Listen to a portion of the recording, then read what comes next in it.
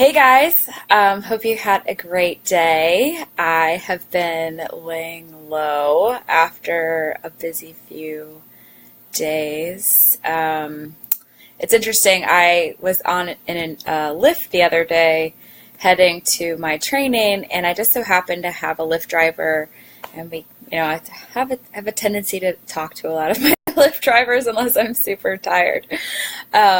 But anyway, we got to talking, and hey, Jean, how are you?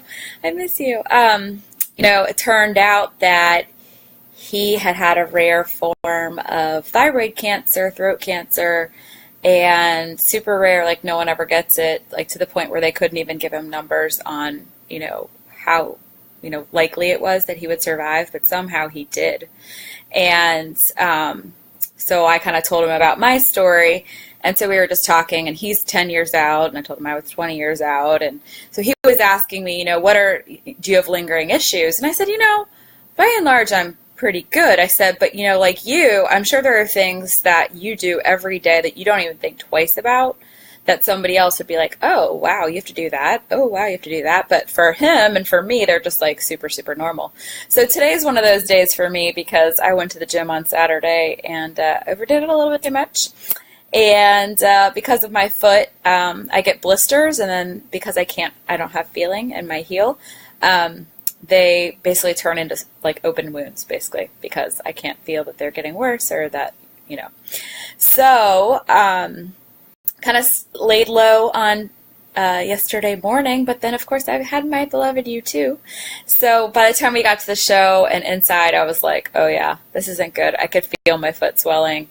And so sat down for the Lumineers and kind of bowed out for that because they're good, but they're not like my favorite, obviously. So didn't want to push it because I have another show tomorrow.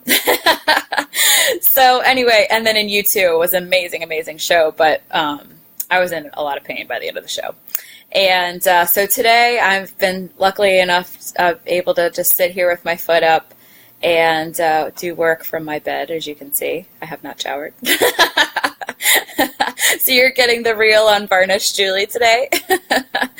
But I also know that so many of you guys out there, which I've been so surprised, are living with pain and things that I had no idea. And it's been interesting with this whole little yellow pill stuff, talking to people about what you guys go through every day and you don't even think about or talk about or suck it up. Kind of like with my arthritis. Like, I didn't tell anybody or bitch about my, I guess if I was in really bad pain, sometimes I would say something, but most of the time I would just not mention anything and just kind of suffer in silence, which I know a lot of you guys are. So this is to honor you guys because I know how that is and it's not fun. So I know I would love to help you with that if you want help with that. But also want you guys to know that you're not alone in that because there are so many people out there with stuff going on pain-wise or health-wise that, you just don't even think about. So I've been thinking about that a lot the last week and a half, and specifically after my conversation with the Lyft driver on Saturday. Was kind of an interesting conversation having somebody in that circumstance as well.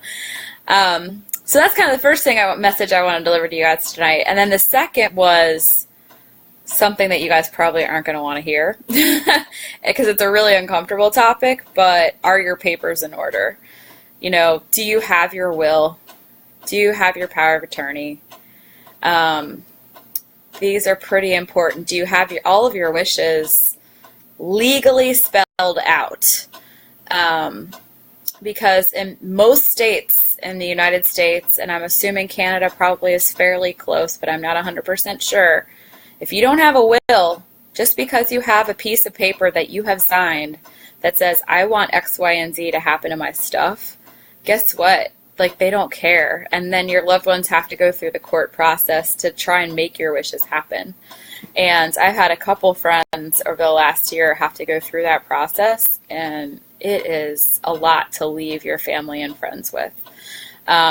So what's kind of crazy is that I've had a will and power of attorney and all of this stuff, living will, since I was 19.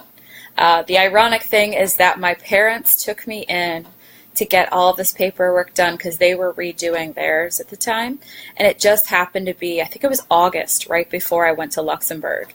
And the ironic part, of course, is that in November of that year, when they came back to the States, they had to present those documents in order to say, they could say, yeah, we know what to do for Julie. Now, obviously, I was, conscious enough to just say, yeah, whatever, whatever they say or whatever you think, because my dad's a doctor, so obviously I went a lot with what he thought was the right thing to do, since he has a heck of a lot more knowledge in that area in terms of surgery and whatnot than I do. But super important stuff. Like, you just never know when you're going to need it. And, things like organ donor, where you want to be buried, all these kinds of things, like, people's lives get saved every day. If you want to be an organ donor and you don't have that, again, as part of your wishes, like, it's not certain that your wishes will be carried out. And so, things, especially if you're a parent, oh my God, and you have children, holy cow, you've got these beautiful kids, and you want to make sure that, they're living with the people you want them to live with, and, they don't become parties of the state and all this kind of stuff. It's so important to make sure that all of that stuff is done, and it's really hard stuff, right? Because, like, no one likes to think about not being here anymore, right? Everybody wants to think that, like, oh, it'll be fine, and, not think about it. But in my experience, it's really, really important to do. So, and I've seen others go through a lot of stuff when it's not. So that was the message I wanted to deliver tonight, that I know that a lot of you guys probably don't want to hear. And it's uncomfortable to hear. But anyway, I hope you guys have a great night, and I'll see you soon. Bye.